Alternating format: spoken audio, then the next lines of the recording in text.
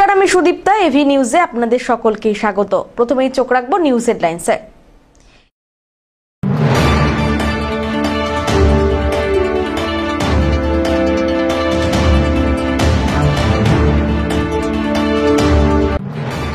মদের দোকান তৈরি হলে নষ্ট হবে পরিবেশ, প্রতিবাদে হলদিবাড়ি জলপাইগুড়ি রাজ্য সড়ক অবরোধ করে বিক্ষোভে সামিল মহিলারা।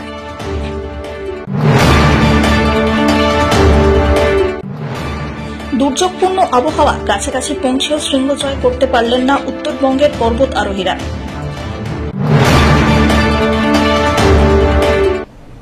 এবার আসছে বিস্তারিত সংবাদে।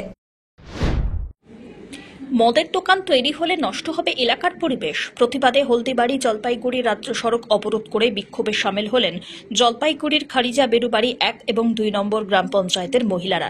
দীর্ঘক্ষণ অবরোধ চলায় সমস্যায় পড়তে হয় পথ চলতি মানুষ থেকে শুরু করে সরকারি ও বেসরকারি যানবাহনকে। খবর পেয়ে ঘটনাস্থলে পৌঁছয় মানিকগঞ্জ আউটপোস্টের বিশাল পুলিশ বাহিনী। তারা গিয়ে মহিলাদের আশ্বাস দিলে পথ অবরোধ ওঠে। মহিলাদের দাবি, বেশ কয়েকদিন ধরে রাস্তার পাশে রাতারাতি তৈরি হচ্ছে দোকানঘর। প্রথমে তারা বুঝতে পারেননি, খোঁজ খবর নিয়ে দেখে তৈরি করা হবে রেস্টুরেন্ট এবং বার, এমনটাই জানা যায়। এরপরে জলপাইগুড়ি জেলা শাসক, মানিকগঞ্জ আউটপোস্টের পুলিশ এবং আবগারি দপ্তরের দ্বারস্থ হলেও পুলিশ এবং আবগারি দপ্তর কোনো রকম পদক্ষেপ নেয়নি। ফলে এদিন দুপুরবেলায় এলাকার মহিলারা একত্রিত হয়ে পথ অবরোধে সামিল হলেন। তাদের আরও দাবি, ওই এলাকায় মদের দোকান তৈরি হলে যুব সমাজ ধ্বংসের পথে এগিয়ে যাবে। তারা কিছুতেই এলাকায় মদের দোকান তৈরি হতে দেবেন না। আপনারা কেন পথ অবরোধ করেছিলেন? ভাটিকানার জন্য। ভাটিকানা হলে কি অসুবিধা হবে? আচ্ছা আচ্ছা, এখন তো দেখলাম পুলিশ আছে, কি বললো পুলিশ? বলে যে বড়বাবু বলে আসবে।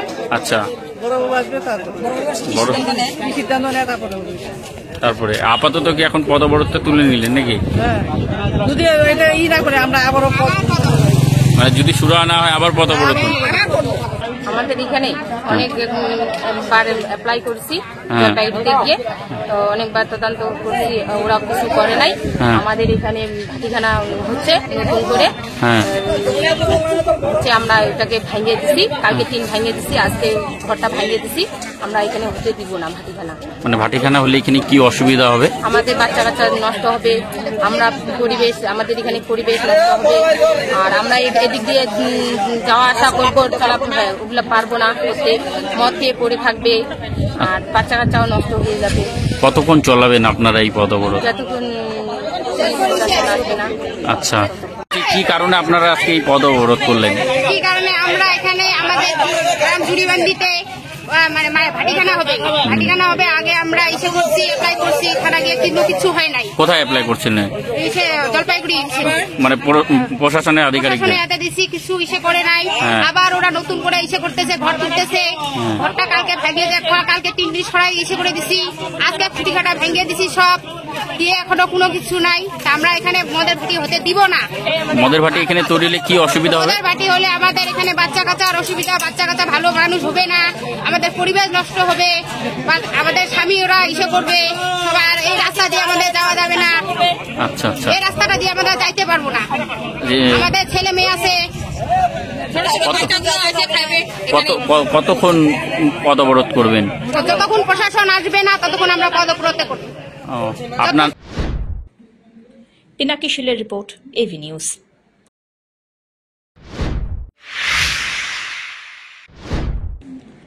দুর্যোগপূর্ণ আবহাওয়া, কাছাকাছি পৌঁছেও শৃঙ্গ জয় করতে পারলেন না উত্তরবঙ্গের পর্বত আরোহীরা।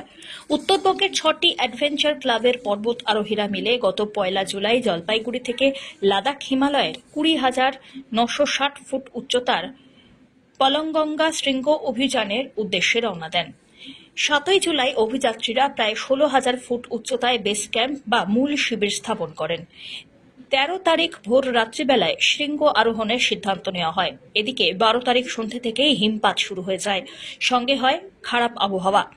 আর যার মাধ্যমে 13 জুলাই ভোর 4:30 সময় দলের 8 অভিযাত্রী এবং 2 জন গাইড কঠিন পাথর এবং বরফের দেওয়াল ভেঙে আরোহণ শুরু করেন। আবহাওয়া আরও খারাপ হতে থাকে। প্রায় 20,000 ফুট উচ্চতায় তুষারপাত এবং হাওয়ার পরিমাণ বেড়ে যায় দ্বিগুণ। অভিযাত্রীরা সেখান থেকে এগোতে আর সক্ষম হননি। প্রায় 30 মিনিটের বেশি সময় পাহাড়ের ঢলেই দাঁড়িয়ে থাকেন তারা। তবে কোনোভাবেই আবহাওয়ার কোনো উন্নতি না হওয়ায় দলনেতা ভাস্কর দাস এবং 2 জন গাইড আলোচনা করে নিচের ক্যাম্প 2-তে ফেরার সিদ্ধান্ত নেন। শৃঙ্গ জয়ের চেষ্টা ব্যর্থ হওয়ায় মানালি থেকে জলপাইগুড়ির উদ্দেশ্যে রওনা দিয়েছে পর্বতারোহীর দল। মাউন্ট পোলোগঙ্কা অভিযানের অভিযাত্রীরা আজ বেস ক্যাম্প থেকে মানালির উদ্দেশ্যে যাত্রা শুরু করেছে। গত 1 জুলাই উত্তরবঙ্গের 6টি অর্গানাইজেশনের 11 জনের যে দল মাউন্ট পোলোগঙ্কা শৃঙ্গের উদ্দেশ্যে রওনা হয়েছিল, সেই অভিযাত্রীরা আজ মানালির পথে। গত 7 জুলাই আমরা বেস ক্যাম্প স্থাপন করি, তারপর ক্যাম্প 1 স্থাপন হয়, তারপর ক্যাম্প 2 স্থাপন হয়। ক্যাম্প 2-র উপরে ওয়েদার খারাপ হয়ে যাওয়ার ফলে আমাদের 3টা অ্যাটেম্প্ট ফেলিয়ার হয়। প্রায় 20,000 ফিট উচ্চতাতে আমরা পৌঁছে যাই। সেখানে প্রচুর বাধার সম্মুখীন আমরা হই, প্রচুর স্নোফল এবং সেই সঙ্গে প্রচুর বেগে হাওয়া, সেটা আমাদেরকে ফেস করতে হয়। আমাদের প্রথম অ্যাটেম্প্ট ফেলিয়ার হয়ে যায়। আমরা নিচে নেমে আসি ক্যাম্প 2-তে। তারপর সেকেন্ড অ্যাটেম্প্টের জন্য আমরা রেডি হই, কিন্তু সেটাও আমাদের বিফলে যায় বাজে ওয়েদারের জন্য। তারপর আমরা ক্যাম্প 2 থেকে ক্যাম্প 1-এ নেমে আসি। ক্যাম্প 1-এ নেমে আসার পরে আরেকটা অ্যাটেম্প্ট নেওয়া হয় যে ক্যাম্প 1 থেকে নেক্সট ডে, পরের দিন অর্থাৎ 14 জুলাই আরেকটা সামিট অ্যাটেম্প্ট নেওয়া হবে, কিন্তু সেদিনও আমাদের সঙ্গে ওয়েদার সাথ দেয় না। অবশেষে আমরা বেস ক্যাম্পে নেমে আসি। আমরা দেখতে পাই যে চারিদিকে ওয়েদার প্রচণ্ড খারাপ হয়ে যায়। হিমাচলের সঙ্গে সঙ্গে লাদাখের যে পাহাড়ি পার্বত্য অঞ্চল, সেই অঞ্চলে একটা বড় বিপর্যয় চলে আসে। আমরা সুস্থ শরীরে সবাই বেস ক্যাম্পে নেমে আসি। একটা কথা বলার, সেটা হলো যে এই যে 300 মিটার থেকে আমরা ফিরে এসেছি, এটা আমাদের কাছে খুব একটা বড় বিষয় নয়।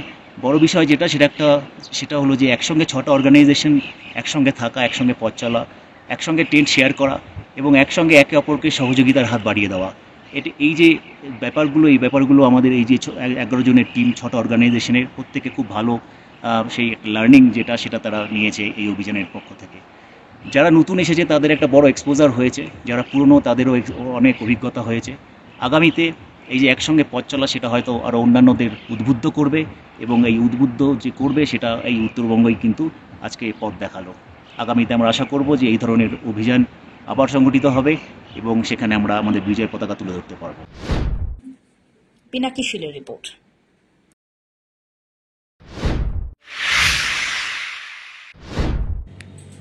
জলপাইগুড়ি শহরের বাবুপাড়া স্থিত কর্মচারী ভবনে অনুষ্ঠিত হয়ে গেল পশ্চিমবঙ্গ রাজ্য সরকারি পেনশনার্স সমিতির জলপাইগুড়ি জেলা কমিটির অবস্থান বিক্ষোভ এবং প্রস্তাব গ্রহণ কর্মসূচি। এদিন 8 দফা দাবিকে সামনে রেখে কর্মসূচি পালিত হয়। দাবিসমূহ নতুন শ্রম কোড বাতিল, NUPS বাতিল, বকেয়া মহার্ঘ ভাতা বা ডিএ প্রদান, ডিআর প্রদান, রাজ্য পেনশনার্স কমিটি গঠন, রাজ্যের সমস্ত পেনশনারদের জন্য স্বাস্থ্য বীমার ক্যাশলেস চিকিৎসা সুবিধা চালু, স্বাস্থ্য পরিকাঠামো উন্নত, এছাড়াও আরও একগুচ্ছ দাবি দাওয়া নিয়ে পেনশনার্সদের বিভিন্ন সমস্যা তুলে ধরা হয় এবং সংশ্লিষ্ট কর্তৃপক্ষের দৃষ্টি আকর্ষণ করার জন্য বিশেষ কর্মসূচি পালিত হল। 8 দফা দাবিতে পশ্চিমবঙ্গ রাজ্য সরকারি পেনশনার সমিতির উদ্যোগে আমরা জলপাইগুড়ি জেলার 2 ঘন্টার অবস্থান কর্মসূচি আমরা পালন করছি।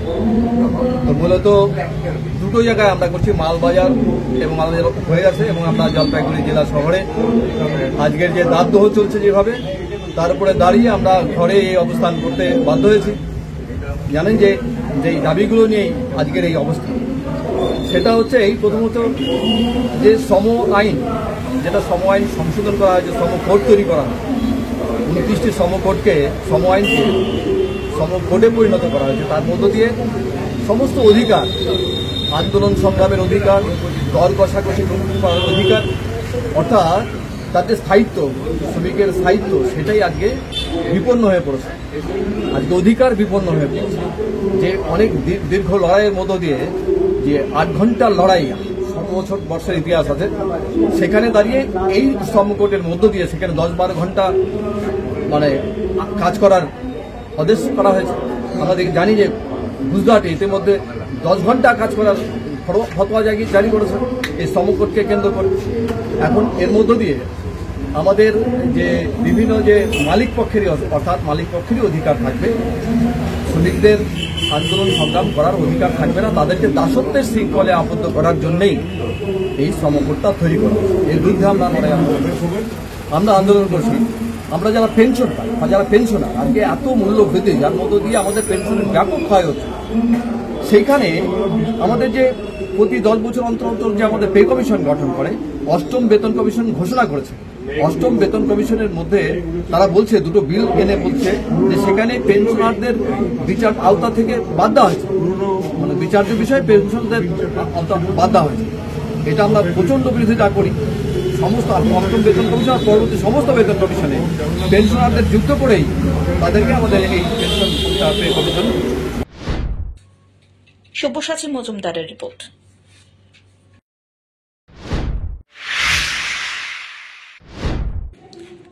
গ্রামের মধ্যে অনুমতি ছাড়াই ওষুধের দোকান তৈরি। জলপাইগুড়ির গড়ালবাড়ি গ্রাম পঞ্চায়েতের শোভারহাট এলাকায় বেআইনিভাবে ওষুধের দোকান খুলে বসেছিলেন স্থানীয় কোয়াক ডাক্তার রঞ্জিত হালদার। আর তাতে মেয়াদ উত্তীর্ণ ওষুধ এমনকি বেবি ফুডও বিক্রি হচ্ছিল বলে অভিযোগ। সেই অভিযোগ পেয়ে দোকানে অভিযান চালান জলপাইগুড়ির সদর বিডিও মিহির কর্মকার। পরে ড্রাগ কন্ট্রোলের আধিকারিকরা ঘটনাস্থলে পৌঁছে ওষুধ সহ বিভিন্ন সামগ্রী বাজেয়াপ্ত করেন। দোকান মালিকের বিরুদ্ধে আইনানুগ পদক্ষেপ নেওয়া হবে বলেও জানা গিয়েছে। আপনার এই যে এক্সপায়ারি ডেটের মাল বিক্রি করছেন, এইভাবে কি মাল বিক্রি করা ঠিক? এক্সপায়ারি ডেটের মাল আমরা বিক্রি করি না। এখন আমার দোকানে অনেক রকমের প্রোডাক্ট আছে, কোনোটা হয়তো কোনো সময় কোনো জায়গায় এক্সপায়ারি হয়ে আছে, সেটা যখন আমাদের নজরে পড়ে আমরা সরাই। এলাকাবাসী থেকে শুরু করে সকলেই বলছে এখানে বেশিরভাগই এক্সপায়ারি ডেটের মাল বিক্রি করা হচ্ছে। তো এলাকাবাসী এখন কে কি বলছে সেটা আমরা তো নিজে হাতেও দেখতে পারলাম যে এখানে আপনি এক্সপায়ারি ডেটের মাল রেখেছেন। কেন রেখেছেন এক্সপায়ারি ডেটের মাল? এক্সপায়ারি মাল যখন আমাদের নজরে পড়ে, যেহেতু আমার দোকানে অনেক মাল থাকে না, যখনই আমার নজরে পড়ে আমরা সরাই দিই, কোনো কাস্টমারকে আমরা দিই। কিন্তু এখনই তো আমাকেই দিচ্ছিলেন বিল তো আপনি বিল বললেন, আমি তারপরে আপ দিলাম, তারপরে আপনাকে বললাম। আমরা দেখি যেরকম আপনি লক্ষ্য করলেন, আমরা লক্ষ্য করিনি। আমাদের নজরে কেন লক্ষ্য করছেন না? কিন্তু কেন আপনি এটা তো ডেট বহুদিন আগে পেরিয়ে গেছে, আজকের না তো, বহুদিন আগে, 1 বছর আগে পেরিয়ে গেছে। 1 বছর আগে আপনি ভুল বলছেন। 2024-এ পেরিয়ে গেছে ওটার এক্সপায়ারি ডেট দেওয়া আছে, এক্সপায়ারি ডেটেই দেওয়া আছে 2024। যখন আমাদের নজরে পড়লে আমরা সরাই দিই, আর আমাদের রিটার্ন আছে আমরা রিটার্ন করি না। ঠিক আছে, এখানে অভিযোগ পেয়ে আমরা এসেছিলাম, এখানে দেখতে পেলাম যে কিছু পেয়েছি আমরা, কিছু এক্সপায়ারি ডেট পার হয়ে যাওয়া খাবার, কিছু ওষুধ। এখন আমরা ফুড সেফটি অফিসার এবং আমাদের মেডিকেল অফিসারদের সঙ্গে কথা বলবো, তারা যেভাবে আমাদেরকে বলবে সেভাবে অ্যাকশন নেওয়া হবে। চলো। পিনাকি শিলের রিপোর্ট।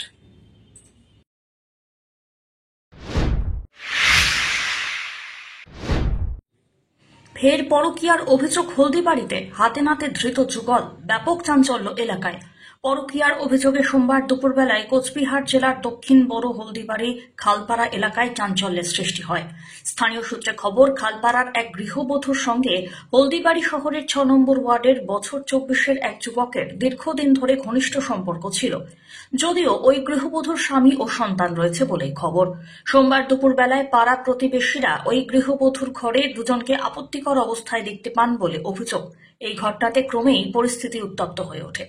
ঘটনার খবর পেয়ে দ্রুতই ঘটনাস্থলে পৌঁছয় হলদিবাড়ি থানার পুলিশ। পরে পুলিশ ওই দুজনকে উদ্ধার করে থানায় নিয়ে যায়। ঘটনা ঘিরে এলাকায় ব্যাপক চাঞ্চল্য সৃষ্টি হয়। ঘটনার তদন্ত শুরু করেছে পুলিশ। ছেড়ে দেওয়া হয়েছে, 2-3 বার আসলো, আজকে রাতে নাতে ধরা পড়ছে, 2টাই অলঙ্গ অবস্থা ধরা হয়েছে।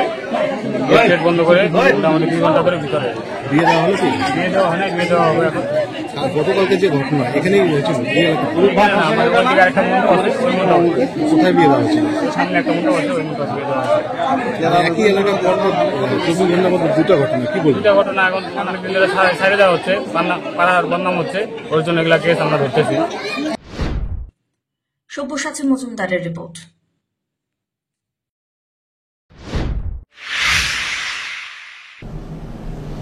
নিয়ে নিচ্ছে ছোট্ট একটি বিরতি, ফিরে আসছি বিরতির পর, সঙ্গে থাকুন।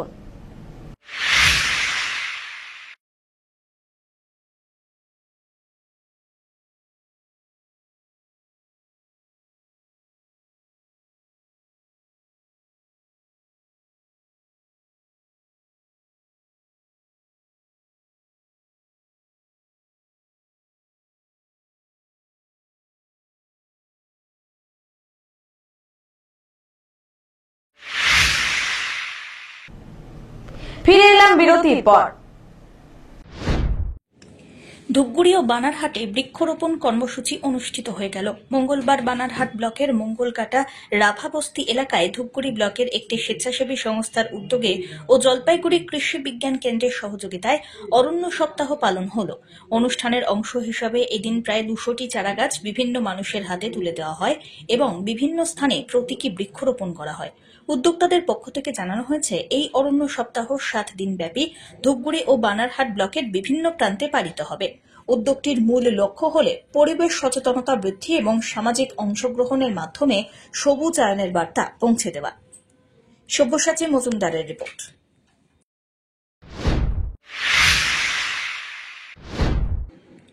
জন্মদিনে কেক কাটা, বন্ধু বান্ধবদের সঙ্গে আনন্দ উপভোগ করা বা সেলিব্রেশন করা, সাধারণত এরকম ভাবে জন্মদিন কাটে অধিকাংশ মানুষের। তবে ব্যতিক্রম রামমোহন রায়। নামেই যে ব্যতিক্রমী চিত্র। যুব তৃণমূল কংগ্রেসের জলপাইগুড়ি জেলা সভাপতি রামমোহন নিজের জন্মদিনকে বেছে নিলেন জীবনদায়ী এক মানবিক কাজের মাধ্যমে, রক্তদানের মধ্যে দিয়ে। মঙ্গলবার দুপুরে জলপাইগুড়ির ব্লাড ব্যাংকে উপস্থিত হয়ে এক মুমূর্ষু রোগীর জন্য বি পজিটিভ রক্তদান করেন তিনি। জানা গিয়েছে, ময়নাগুড়ি ব্লকেরই এক রোগী রক্তের সংকটে ভুগছিলেন। সামাজিক মাধ্যমে এই খবর জানতে পেরে দ্রুতই যোগাযোগ করেন ওই পরিবারের সঙ্গে। সময় নষ্ট না করে তিনি সোজা চলে যান ব্লাড ব্যাংকে, নিজের রক্তদান করেন। রক্ত দেওয়ার পর জেলা যুব সভাপতি বলেন, প্রত্যেক বছরের জন্মদিনে আমি ব্লাড দেই, তার কারণ বিশেষ করে আজকের এই দিনে, আজকের এই পবিত্র দিনে আমার বিশেষ করে আমি পৃথিবীতে এসেছি, তো সেই দিক দিয়ে লক্ষ্য রেখে আমি প্রত্যেকবারে আমাদের যে ছেলেপেলে আছে তাদের বলি যে বি পজিটিভ রক্ত যদি কারো প্রয়োজন হয়, বিশেষ করে গর্ভবতী মায়ের জন্য, সেখানে যদি আবার নতুন করে একজন সন্তান যদি এই রক্ত দিয়ে তার কাজে লাগে, সেই জন্য প্রত্যেকবারে আমি রক্তদান করি আমার জন্মদিনে। এছাড়াও আমরা অন্য সময় করি, বছরে 2 বার দেই, কিন্তু জন্মদিনে আমি স্পেশালি দেই। মেয়ের জন্মদিনে যেমন আমি দেওয়ার চেষ্টা করি, তো তার আগে কেমন হয়তো পরে সময় ওঠে না, কেন 3 মাসের নিচে তারা নেয় না। তো আজকেও বিশেষ করে আমার জন্মদিন উপলক্ষেই আজকে রক্ত দেওয়া।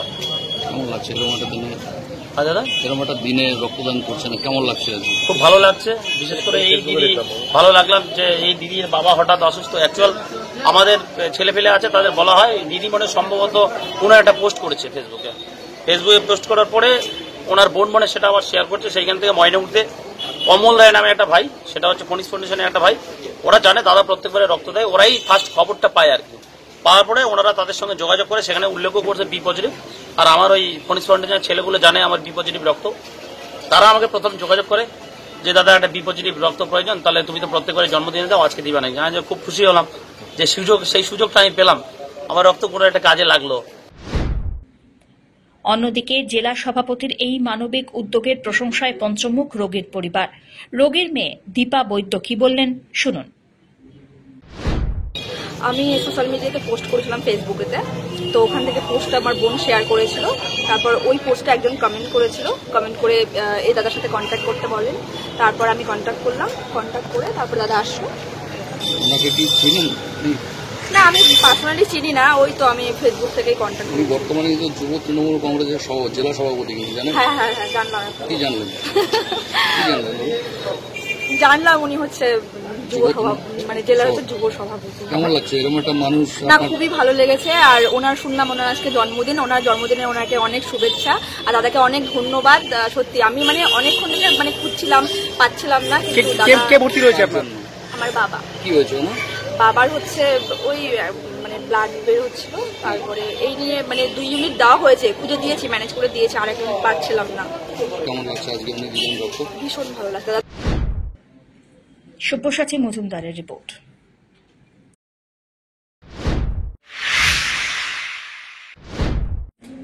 দক্ষিণে যখন বন্যা পরিস্থিতি, জলের তলায় ক্ষেত খামার, জলপাইগুড়িতে তখন অন্য ছবি। বৃষ্টির অভাবে একদিকে ক্ষতিগ্রস্ত চা বাগান, অন্যদিকে ক্ষতির মুখে জেলার অন্যতম 2 অর্থকরী ফসল ধান ও পাট।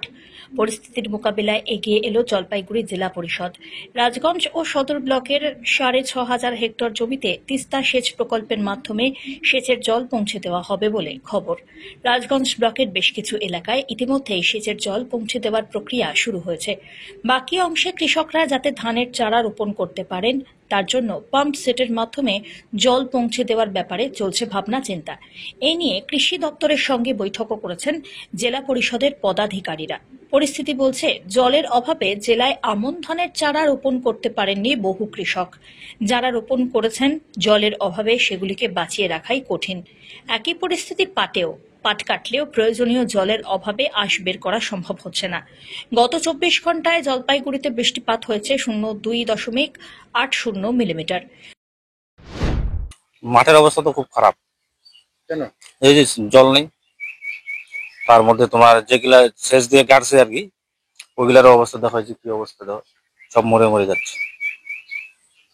পরিস্থিতি খুব খারাপ। ওই যে ওয়েদারের জন্য, পুরা ওয়েদার, বৃষ্টি বাদল নেই, কোনো কিছু নেই। আর যেগুলা মনে সেচ দিছে এই দিক জমিতে সেচ দিয়ে গেল মেশিনের জল দিয়ে, কিন্তু আবার এই দেখো শেষ হয়ে গেছে, মরে যাচ্ছে। আপনারা কি চাচ্ছেন? এখন কবে বৃষ্টি হবে, কবে আবার নতুন করে লাগাইতে হবে না। ফেটে যাচ্ছে মাটি? হ্যাঁ, ফেটে একদম চাচি হয়ে গেছে। এখানে কম আছে, ওদিকে একদম শেষ হয়ে গেছে জমি। আপনারা কি চাচ্ছেন এখন? এখন যদি আকাশের বৃষ্টি হয়, কবে কি হয় তারপর দেখা যাবে। তোমার যেগুলো তোমার চারা আছে, মনে করো চারাগুলো নষ্ট হয়ে যাচ্ছে, বীজটা যদি নষ্ট হয় তখন আর গাড়া যাবে না। প্রতি বছর এই সময় কি থাকে? ভরপুর বৃষ্টি থাকে, জল থাকে, এতজন মানুষের আকারা হয়ে যায়। আর এই বছর? এই বছর তো নাই, বৃষ্টি নেই, কোথা থেকে? পাট হয়েছে, দেখো পাট কাটছে ওইখানে পড়ে যাচ্ছে, ডাঙার মধ্যে পড়ে যাচ্ছে, চাষ দেওয়া যাচ্ছে না। না, জলেই নেই, তা কোথা থেকে দিবে? মানে মারাত্মক সমস্যা, পুরা সমস্যার মধ্যে আছি। এই যে ধান খেত লাগাইছি 6 বিঘা, এক ফোঁটা জল টল কিছুই নেই, ওই সব মানে মাটি ফেটে যাচ্ছে। আমি মেশিন দিয়ে সেকে এনে লাগাইছিলাম, আর একবার আবার মেশিন দিয়ে দিয়েছিলাম, এরা আজকে দিলে রাতের মধ্যে শেষ, এরকম অবস্থা। জমির অবস্থা কিরকম? জমির অবস্থা খুবই খারাপ, সব ফেটে গেছে মাটি। ওগুলো হবে না মনে হয়, আবার গাঁততে হবে। পাটগুলা করছিলাম, পাটগুলোতে কোথায় দিব, পাটও সেরকম ভাবে পচে না, জলও নাই, এরকম অবস্থায় আছে। জাগ দেওয়া যাচ্ছে না? না না, পুরা মাথায় হাত, মানে লত ছাড়া লাভ নাই, এরকম পজিশনে আছে। বৃষ্টিতে কবে হবে সেটাও জানি না, সব উপরওয়ালার ইচ্ছা। জলপাইগুড়ি জেলা পরিষদের সভাধিপতি কৃষ্ণা রায় বর্মন বলেন, এই পরিস্থিতিতে সব রকমভাবে কৃষকদের পাশে দাঁড়ানোর চেষ্টা চলছে। দেখেন, পরিস্থিতি খুবই খারাপ। এই ওয়েদার বিগত দিনে আমরা দেখি নাই। প্রচন্ড রৌদ্রের তাপ, এবং মানুষ চাষিরা এ পর্যন্ত ধান বুনতে পারেনি। এটা সব জায়গায় খুব পরিস্থিতি ভীষণ, বলতে গেলে আমিও তো গ্রামের মেয়ে, জানি সবকিছু। তো ইতিমধ্যে আমরা সেচের মাধ্যমে, যেটা তিস্তা ক্যানেলের মাধ্যমে জল যেটা ছাড়া হয়, সেটা রাজগঞ্জে ছাড়া হয়ে গেছে। আর বাকি গুলো তো ছাড়ার, যাতে খুব তাড়াতাড়ি ছাড়া হয় সেটাও ব্যবস্থা চলছে, 2-1 দিনের মধ্যে ছাড়া হবে। আর যেখানটায় জল ছাড়ার মতো ক্যানেলও নেই, হ্যাঁ, ক্যানেলেরও ব্যবস্থা নেই, সেখানটায় আমরা পাম্প সেটের মাধ্যমে যাতে চাষি রোয়াটা অন্তত বুনতে পারে, ধান চাষটা করতে পারে, সেই ব্যবস্থা আমরা করছি। কৃষি দপ্তর একদম হ্যাঁ, সমন্বয় রেখে আমরা আলোচনা করছি। আজকেই আমাদের আবার একটা মিটিং আছে, সেই মিটিং এর মাধ্যমে আবার কিভাবে আমরা বাকি ব্লকগুলোতে আমরা জল ছাড়বো সেই ব্যবস্থা করছি। অন্যদিকে জেলা পরিষদের কৃষি কর্মাধ্যক্ষ মমতা সরকার বৈদ্য জানান, রাজগঞ্জ সদর ব্লকে তিস্তা সেচ ক্যানেলের মাধ্যমে জল সেচের ব্যবস্থা রয়েছে। অ্যাকচুয়ালি আমাদের জলপাইগুড়ি জেলায় তথা উত্তরবঙ্গেই বলতে গেলে এক কথায় কৃষি এবং চাষাবাদের ক্ষেত্রে অবস্থা খুব খারাপ। কারণ জুলাই মাসের প্রথম দিকে যেখানে প্রতি বছর আমাদের ধান চাষ হয়ে যায়, ধান রোপণ করা, এবার কিন্তু এখনো বৃষ্টি নেই দেখে কৃষকেরা ধান লাগাতে পারছে না। পাট কেটে কোথায় জাগ দেবে সেটাও পাচ্ছে না। আমরা আমাদের কৃষি দপ্তর এবং তিস্তা যে ক্যানেল আছে তাদের সঙ্গে যোগাযোগে আছি। তিস্তার আশেপাশে যারা রয়েছে সদর এবং রাজগঞ্জ, তাদেরকে যাতে তিস্তা থেকে জল দিয়ে দেওয়া হয়, কিন্তু ময়নাগুড়ি এবং ধূপগুড়ি সেই সমস্ত ক্ষেত্রে তো ক্যানেলের ব্যবস্থাও নেই। মানুষ, কৃষকরা নিজেদের অর্থ ব্যয় করে পাম্প সেটের মাধ্যমে সেখানে জল দিয়ে সেখানে চাষাবাদের চেষ্টা করছে। সেখানে আমরা আমাদের ব্লক অফিস থেকে যে এডি অফিস আছে বা আমাদের জেলা কৃষি দপ্তরের সঙ্গে যে মিটিং হচ্ছে, সেখানে আলোচনা হচ্ছে। ডিএম অফিসেও কিছুদিন আগে একটা মিটিং আমি কথাটা তুলেছিলাম যে কৃষকের পাশে আমরা কি করে থাকতে পারবো, এটা হচ্ছে একটা কথা। সেচের জলে আমাদের সহযোগিতা করা হচ্ছে সরকারি ভাবে। এলাকা বাড়ানো দরকার। হ্যাঁ, এলাকা বাড়ানো দরকার। কারণ এর আগেও রাজগঞ্জের এই অনেকটা সাইডে আর কি ক্যানেলের যেখানে বন্ধ হয়ে গেছিল, যে সেগুলো সংস্কারের কথা বলা হয়েছে, আরো নতুন ক্যানেল যোগ করে করা যায় কিনা। চাষাবাদের ক্যানেলটা বাড়ানো দরকার এবং ধূপগুড়ির ক্ষেত্রে জল ঢাকার দিক থেকেও এই জিনিসটা একটু চিন্তা ভাবনা করে আগামী দিনকে মানে এরকমই, কারণ এখন আমরা তো উষ্ণায়নটাই বেশি হচ্ছে, আমরা দেখতে পাচ্ছি বৃষ্টির পরিমাণ দিন দিন কমেই যাচ্ছে। তা আমাদের যতটা পর্যাপ্ত পরিমাণ বৃষ্টি দরকার তা হচ্ছে না। তো আগামী দিনের জন্য আমাদের আরো মানে সচেতন হওয়া দরকার রয়েছে প্রশাসনের। পিনাকি শীলের রিপোর্ট।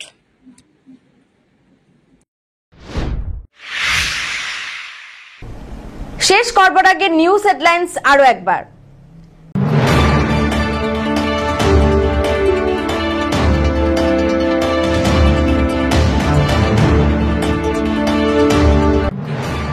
মদের দোকান তৈরি হলে নষ্ট হবে পরিবেশ, প্রতিবাদে হলদিবাড়ি জলপাইগুড়ি রাজ্য সড়ক অবরোধ করে বিক্ষোভে সামিল মহিলারা।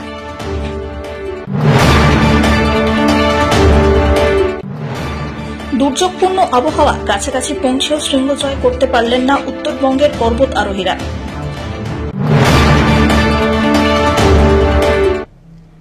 এখনকার মতন এভি নিউজ এ পর্যন্তই। পরবর্তীতে আসছি আরো সংবাদ নিয়ে। দেখতে থাকুন আমার ভিশন। নমস্কার।